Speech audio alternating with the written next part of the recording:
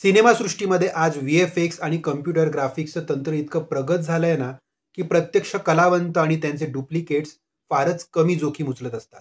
एकेकाळी मात्र fight master, स्टंटमन, stunt woman ही मंडळी खरोखरच जीवावर बेतणारी साहसी दृश्य करायची. टकला शेट्टी म्हणून सिने चाहत्यांच्या ओळखीच्या असलेल्या MB शेट्टी या फाईट मास्टर विलनचं बाह्य रूप राकट आणि राक्षसी होतं. MB शेट्टी म्हणजे आत्ताचा आघाडीचा दिग्दर्शक रोहित शेट्टी याचे वडील. ते अमिताभ बच्चनपेक्षा 1 इंच उंच होते आणि त्यांची शरीरयष्टी सुद्धा अमिताभ बच्चनपेक्षा थोडी अधिकच होती. पण प्रत्यक्षात मात्र ते फार हळवे होते.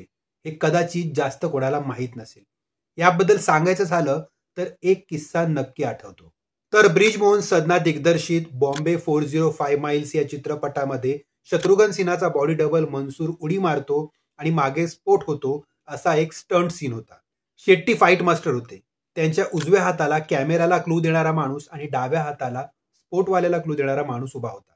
पण या दोघांनी आपापसात आपली जागा कधी बदलली हे शेट्टी यांना कळलं देखील नव्हतं.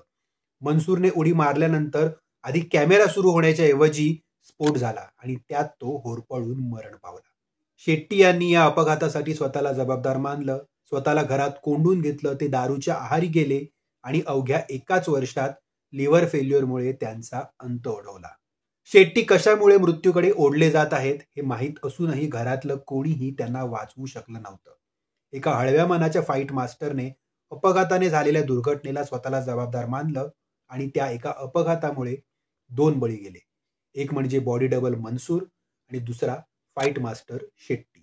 खरं तर मी सुद्धा आजवर MB शेट्टी यांची भूमिका असलेले जे काही चित्रपट पाहिले आहेत ना, त्यात त्यांनी साकारलेला विलन हा भयानकच वाटायचा. पण भयानक वाटणारा माणूस मनातून एवढा हळवा असू शकेल हे या किस्स्यावरून कळालं. तुमच्याकडे यापेक्षा अधिक माहिती असेल ना तर आम्हाला जरूर कळवा. आणि आजची माहिती आवडल्यास लाईक, कमेंट, शेअर करा. चॅनलला सबस्क्राईब करून बेल आयकॉन प्रेस करायला विसरू नका. पुन्हा भेटूच एका नव्या भागात एका नव्या ऑफबीट गोष्टीसोबत. धन्यवाद.